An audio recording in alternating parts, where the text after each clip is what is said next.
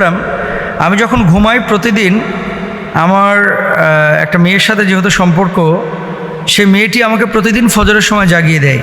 কখনো কখনো আমিও আগে উঠে তাকে জাগিয়ে দিই। তো বিয়ে শাদী ছাড়া এই যে মেয়েটি আমাকে জাগিয়ে দিচ্ছে বা আমি তাকে জাগিয়ে দিচ্ছি, এই জাগিয়ে দেওয়ার কারণে আমরা সওয়াব পাবো কিনা, খুবই ইম্পর্টেন্ট একটা বিষয়। শয়তান কখনো কখনো আল্লাহর ওলি হয়ে মানুষের সামনে ধরা দেয়, কিন্তু মানে ভাব নেবে যে আমি জামানার সবচাইতে বড় মুজাদ্দেদ, কিন্তু শয়তানের কাজ শয়তানই করা। আপনি যদি একজন মানুষকে নামাজের জন্য ডেকে দেন বা নামাজের দিকে আহ্বান করেন, দেখেন কোরআনুল কারীমের ভাষ্য অনুসারে আল্লাহ সুবহানাহু ওয়া তাআলা কি বলছেন? আকিমুস সালাত, তাই না? একবার দুইবার না, ৮২ বার বলেছেন নামাজ কায়েম করো। যে কোনো নারী পুরুষকে আপনি নামাজের দাওয়াত দিতে পারেন, এটা আপনার সওয়াবের কারণ হবে যদি সে নারী বা পুরুষ নামাজ আদায় করে।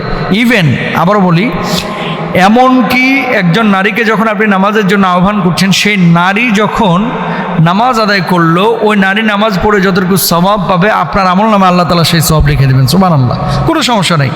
কিন্তু এসব ক্ষেত্রে বিশেষ করে ছেলে মেয়েদের যখন অবৈধ প্রেম হয়, হারাম রিলেশনশিপ হয়, তখন সেসব ক্ষেত্রে নামাজের সূরাতে শয়তান একটা ওয়াসওয়াসা দেয়। কেমন?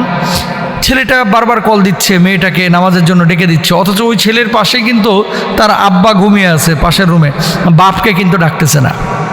তার বড় বোন কিন্তু ঘুমিয়ে আছে, বড় বোনকে ডাকতেছে না। তার খালা ঘুমিয়ে আছে, চাচা ঘুমিয়ে আছে, চাচি ঘুমিয়ে আছে, এগুলোর কিন্তু ডাকে না।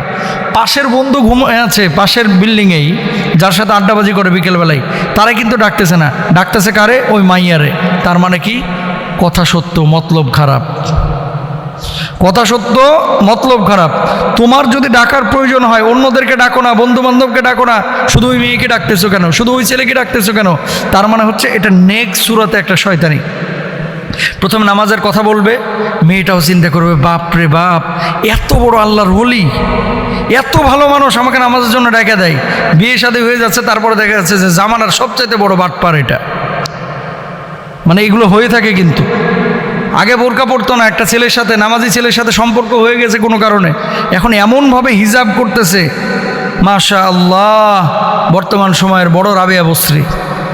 বিয়ে শাদীর পরে দেখা যাচ্ছে কোনো খবর নাই, এগুলোর কোনো ধার ধারে না। এর জন্য নেক্সট সূরাতের এই সমস্ত শয়তানি বন্ধ করতে হবে।